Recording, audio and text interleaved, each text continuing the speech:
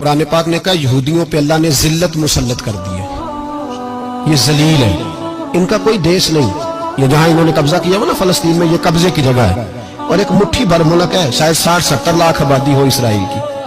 اگر امریکہ اس کی مدد نہ کرے تو اسرائیل قائم نہیں رہ سکتا، اور اس کے گرد 12-14 اسلامی ملک ہیں۔ بیت المقدس مسجد اقصی معمولی جگہ نہیں، حضور نے فرمایا 3 سفر کرو تو سمجھنا ہم عبادت کر رہے ہیں۔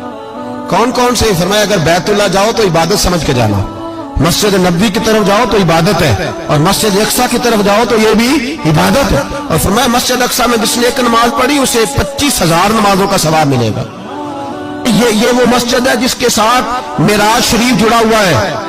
قرآن پاک نے کہا کہ اس مسجد میں سبحان اللہ اسریٰ بعبدہ لیلا من المسجد الحرام الی المسجد الاقصی۔ مسلمانوں، قرآن کہتا ہے کہ تمہارے معراج کی شان رسول پاک کی مسجد اقصی سے جڑی ہے۔ جس محبوب کو رب معراج کرائے تو مسجد اقصی میں لا کے کرائے۔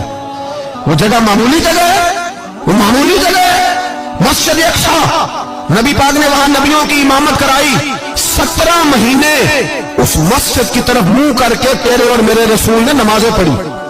چھوٹی جگہ ہے، اور پوری دنیا کا مسلمان اسے چاہیے شرم سے گڑ جائے۔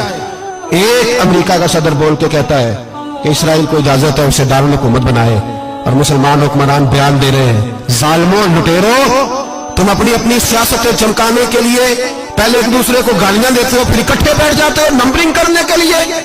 تم دین کے اس مسئلے میں سارے اکٹھے کیوں نہیں بیٹھے؟ سارے پاکستان کے سیاستدانوں کو، علماء اور مشائخ کو چاہیے تھا ایک پیج پہ اکٹھے ہوتے، اکٹھے بیٹھ کے ایک بیان ہی دے دیتے، ایک بات ہی کر دیتے۔ پھر میرا سلوٹ ہے ترکی کے صدر کو، پھر میرا سلوٹ ہے ترکی کے صدر کو۔ عجیب بات ہے نا کہ اس کے پاس ایٹمی طاقت آپ سے کمزور ہے، آپ کی تگڑی ہے۔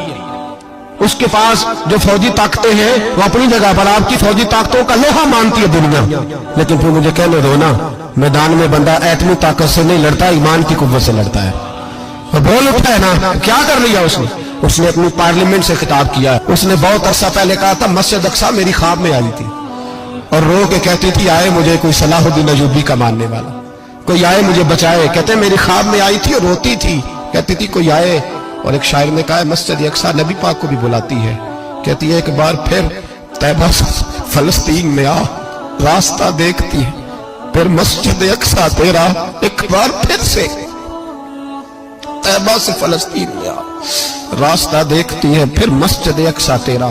کوئی بولا ہی نہیں اتنا مقدس مقام، چھوٹے چھوٹے بیان، اور کہیں اکٹھے ہو جاؤ، پیش گوئی کر رہا ہوں بڑی جلدی اس امریکہ کو لوگ ٹوٹتا ہوا دیکھیں گے، اس سے بکھرتا ہوا دیکھیں گے، اس سے لرزتا ہوا دیکھیں گے، اس لیے کہ مقابلے رب رسول سے اتنے آسان نہیں۔